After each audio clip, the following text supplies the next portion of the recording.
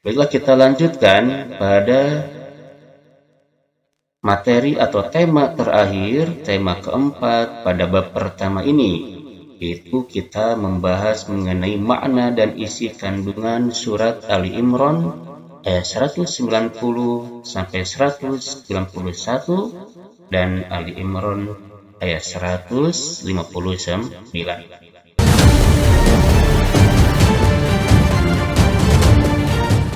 Perhatikan ayatnya. Ini ayat 190.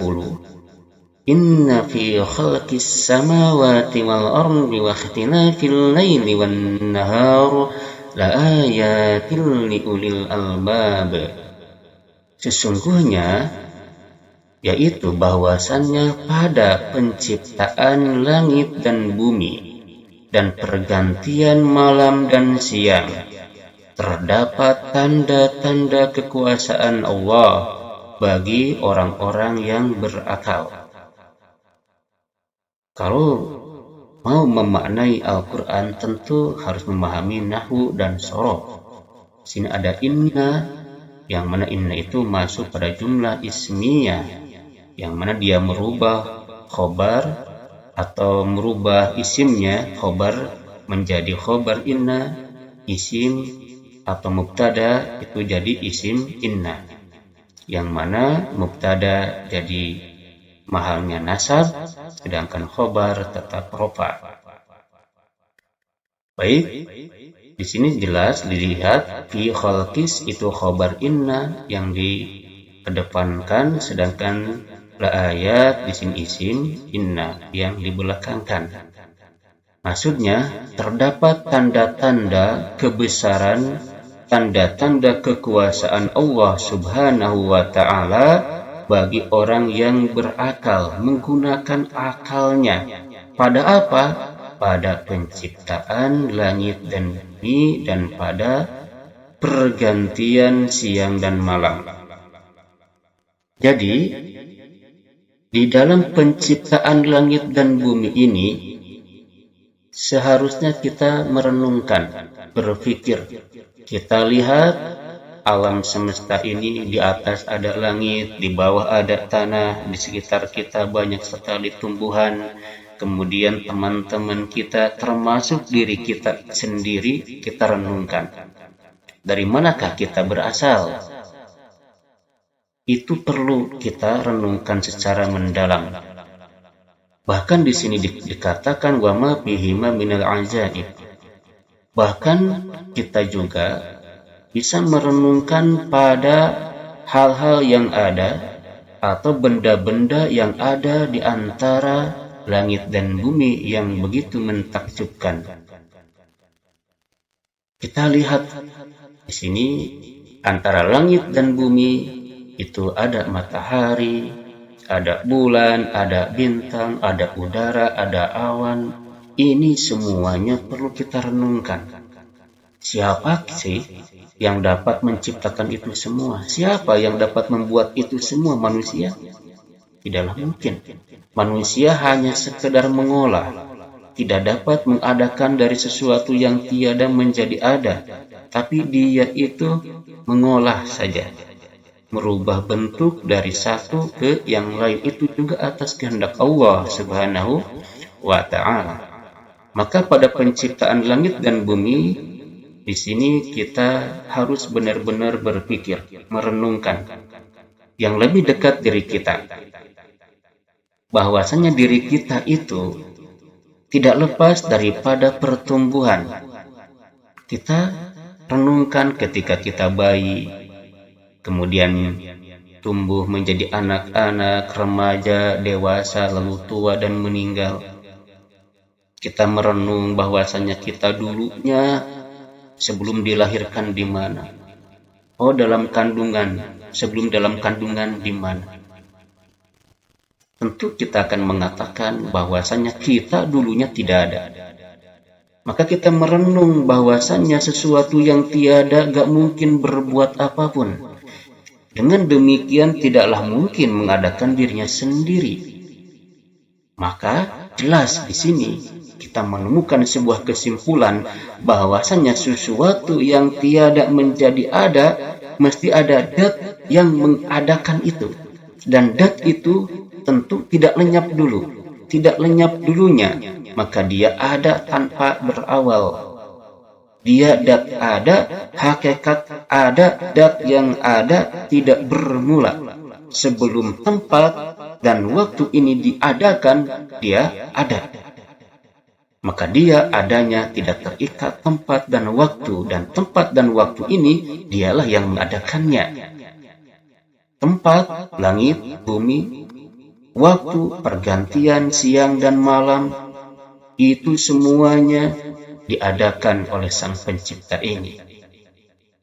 Tentu pada ayat yang lain dikatakan Allahul ladzi khalaqas samawati wal ardh wa ma bainahuma. Allah lah yang menjadikan atau menciptakan langit dan bumi dan perkara yang ada di antara keduanya. Maka jelas di sini yang mengadakan itu siapa? Sang Pencipta. Siapa dia? Allah Subhanahu wa ta'ala. Ini adalah isi kandungan dalam Quran surat Ali Imran ayat 190. Ketika kita sudah meyakini, sudah memperoleh keyakinan dan pemahaman bahwasannya Sang Pencipta kita itu ada dan namanya itu Allah Subhanahu wa ta'ala, dat yang tunggal yang tidak ada serupa dengan Dia, maka Dia itu adalah dat yang ada, tidak bermula, tidak berakhir, dan tidak berubah-ubah seperti kita makhluknya. Maka jelaslah kita meyakini bahwasanya selain makhluk ini adalah Sang Khaliq, cuma tunggal Dia. Keyakinan ini semakin yakin mendalam, maka apapun yang kita peroleh dari Dia, maka kita mendengarkannya dengan sebaik-baiknya, maka kita selalu mengingat adanya Sang Pencipta ini. Maka pada ayat selanjutnya, ayat 191, dijelaskan mereka yang telah memahami adanya Sang Pencipta adalah alladzina yazkuruna Allaha qiyaman wa qu'udan wa 'ala junubihim wa yatafakkaruna fi khalqis samawati wal ardh Rabbana ma khalaqta hadza batila subhanaka faqina 'adzaban nar. Alladzina yazkuruna Allah, mereka adalah orang-orang yang mengingat Allah baik dalam keadaan qiyama wa qu'udan wa 'ala junubihim, baik dalam keadaan berdiri, duduk, berbaring, dia selalu ingat pada Sang Pencipta. Lalu wa yatafakkaruna fi khalqis samawati wal ardh, dia berpikir pada penciptaan langit dan bumi sebagaimana yang telah kita gambarkan tadi, seraya dia itu berkata, Rabbana ma khalaqta hadza batila, Rabbana ma khalaqta hadza batila. Rabbana, wahai Tuhan kami, ma khalaqta hadza, tidaklah kamu menciptakan ini batilan, itu sia-sia.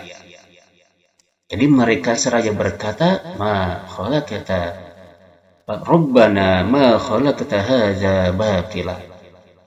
Ya Allah, ya Tuhan kami, tidaklah Engkau menciptakan ini, yaitu makhluk yang kami lihat, itu batila, sia-sia.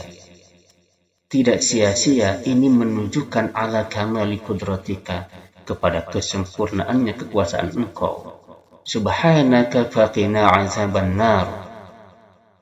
Subhanaka, maha suci Engkau dari kesia-siaan, faqina 'adzaban nar, maka jagalah kami semua pada siksanya api neraka. Jadi kita memohon kepada Allah agar Allah Subhanahu wa ta'ala menjaga kita dari azab neraka, dari siksa yang pedih di dalam api neraka. Kenapa? Karena kita yakin bahwasanya Allah Subhanahu wa ta'ala menciptakan neraka bagi mereka yang tidak patuh kepadanya, bagi mereka yang mengingkarinya, bagi mereka yang tidak menggunakan akalnya sehingga menganggap Tuhan itu tiada. Na'udzubillah summa na'udzubillah. Padahal jikalau akal kita gunakan sebaik-baiknya, maka kita akan menemukan Sang Pencipta itu benar-benar ada. Itulah daripada isi kandungan Quran surat Ali Imran ayat 190 sampai 191, yaitu berpikir kritis terhadap keadaan yang kita pandang di depan kita, di atas kita, di bawah kita, termasuk diri kita, sampai kita mendapatkan keyakinan yang kokoh bahwasanya Sang Pencipta itu ada. Sehingga kita selalu mengingatnya dalam setiap waktu, dalam setiap keadaan, selalu teringat Sang Pencipta dan teringat atas perintah dan larangannya. Inilah pelajaran berpikir yang mendalam yang harus kita lakukan, yang harus kita itu amalkan dalam kehidupan sehari-hari, sehingga memunculkan perasaan bahwasanya kita itu selalu diawasi oleh Allah, perasaan bahwasanya bahwa Allah itu selalu memandang kita, bahkan kita seakan-akan melihat Allah dimanapun kita berada. Ini luar biasa, sehingga apapun itu ilmu pengetahuan kita dari agama menyatakan itu terlarang, kita malu untuk mengerjakannya. Dan ilmu agama yang kita pahami, kita dengarkan dari para ulama bahwasanya itu adalah perintah Allah, maka kita segera untuk mengamalkannya. Inilah isi kandungan penghayatan dari Quran surat Al-Imran ayat 190 sampai 191. Lalu setelah kita memahamkan diri kita, kita perlu memahamkan kepada orang lain.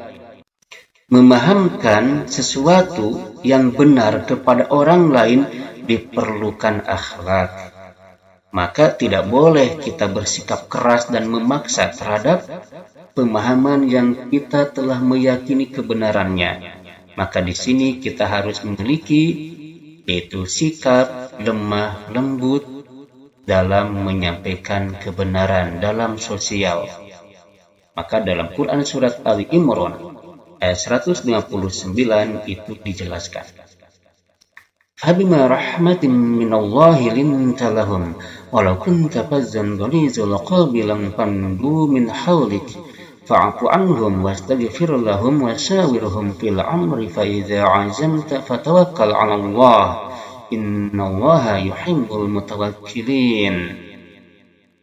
Pada ayat ini bahwasanya Allah menerangkan dengan rahmat dari Tuhanmu yaitu Allah, lintalahum, kamu menjadi lemah lembut terhadap mereka. Rasulullah itu ma'asum, dia dijaga hatinya, jiwanya dari perbuatan-perbuatan dosa. Akhlaknya luar biasa, menjadi suri teladan bagi umatnya. Beliau dalam berdakwah begitu lemah lembut dan juga memahamkan, akhlaknya luar biasa sampai musuh sendiri segan. Apalagi umatnya begitu mencintai dia, mencintai beliau Nabi kita Muhammad Sallallahu Alaihi Wasallam. Kemudian dijelaskan oleh Allah kenapa Rasulullah itu harus memiliki lemah lembut. Walau kunta fazzan ghalidhal qalbi, jikalau kamu terbukti kasar, keras hati dalam menyampaikan kebenaran dari Allah misalnya, ketika mereka membedai pendapat dalam hal-hal yang lain misalnya, bagaimana kalau seperti itu? Lam paddu min haulik, lam paddu min haulik itafarraqu min haulik. Mereka akan memisahkan diri, mereka akan menjauhi dari sisimu. Jadi sekitar kamu itu akan menjauh orang-orang itu. Kenapa? Kalau kita keras dan kasar dalam menyampaikan kebenaran, walaupun itu benar, maka dalam menyampaikan sesuatu kebenaran harus dengan akhlak. Jangan sampai kita merendahkan agama yang benar ini. Sungguh agama yang benar ini, Islam itu tinggi dan tidak ada yang menandingi ketinggiannya. Namun jangan sampai kita kotori dengan akhlak yang tidak baik dalam menyampaikannya. Itulah yang harus kita pahami. Oleh sebab itu, fa'fu anhum, tajawaz anhum. Ampuni, maafkanlah mereka. Wastaghfir lahum dzunubahum hatta aghfir lahum. Dan mohonkan ampunan kepada mereka. Kepada dosa-dosa mereka ampunkanlah sampai aku mengampuni mereka. Di sini boleh kita mohon untuk didoakan agar Allah mengampunkan kita kepada para ulama dan lainnya. Atau kita langsung belajar dengan sebaik-baiknya mohon ampun kepada Allah. Kemudian jikalau terjadi perbedaan pendapat dalam sebuah masalah, bagaimana? Ini akhlak dalam berdakwah, akhlak dalam bersosial. Wasyawirhum fil amr. Dan bermusyawarahlah terhadap mereka, keluarkanlah, pancing pendapat mereka agar keluar fil amri dalam sebuah masalah. Dalam sebuah masalah kita, baik dalam peperangan, misalnya strategi berperang karena musuh menyerang kita, atau bagaimana tata caranya membangun tempat ibadah dan lain sebagainya. Apapun itu masalahnya, musyawarahkan. Agar apa? Agar timbul kebersamaan. Sehingga kalau Rasulullah SAW bersikap demikian, tentu mereka akan mengikuti beliau dengan hati yang gembira dan senang. Kemudian, bagaimana ketika kita itu telah memiliki tekad yang kuat, bahwasanya hasil musyawarah telah mufakat. Fa'idza azamta, ketika Anda mempunyai tekad yang kuat dalam sebuah masalah sesuai dengan keputusan dalam musyawarah, maka tindakan selanjutnya fatawakkal 'ala Allah. Serahkanlah urusan itu kepada Allah. Mengapa? Karena dialah yang punya kehendak, dialah yang mentakdirkan segala sesuatu, dialah yang menentukan segala sesuatu. Apapun ketentuannya, itu adalah kebenaran, itu adalah kebaikan, itulah yang baik. Allah Maha mengetahui terhadap segala sesuatu, sedangkan kita tidaklah tahu kecuali apa yang Allah beritahukan. Innallaha yuhibbul mutawakkilin. Sesungguhnya Allah mencintai, merahmati orang-orang yang bertawakal kepadanya.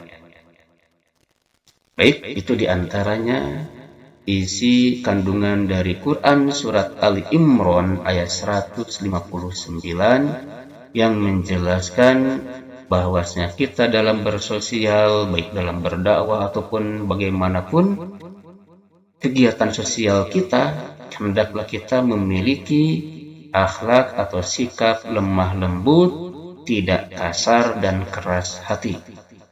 Di sini perlu kita melembutkan hati, bersihkan hati kita dari kebencian, iri, dan kata-kata yang tidak baik yang muncul dengan sendirinya, karena itu dapat memicu tindakan kasar dan keras hati. Na'udzubillah. Kebersihan hati kita dari buruk sangka sama orang, dari mentertawakan orang lain, dari mengejek orang lain, dari merendahkan orang lain, baik itu lisan maupun hati. Jaga perasaan kita agar kita selalu mencintai para ulama, mencintai orang-orang yang cinta agama, mencintai mereka yang membutuhkan bantuan kita bantu dengan hati yang lapang, hati yang senang, hati yang ikhlas karena Allah Subhanahu wa ta'ala. Maka di sini terlihatlah ajaran Islam itu begitu tinggi, mulia, dan begitu rahmatan lil alamin, rahmat, kasih sayang bagi semua alam. Para peserta didik, para pencari ilmu, itulah dari bab ini tema terakhir kita, yaitu menjelaskan makna isi kandungan dari Quran surat Al-Imran ayat 190 sampai 191 dan Ali Imran ayat 159. Mudah-mudahan dapat dipahami dan dapat diamalkan di dalam kehidupan sehari-hari. Demikianlah untuk bab pertama ini, mudah-mudahan menjadi ilmu yang bermanfaat bagi kita semua. Akhirul kalam, wassalamualaikum warahmatullahi wabarakatuh.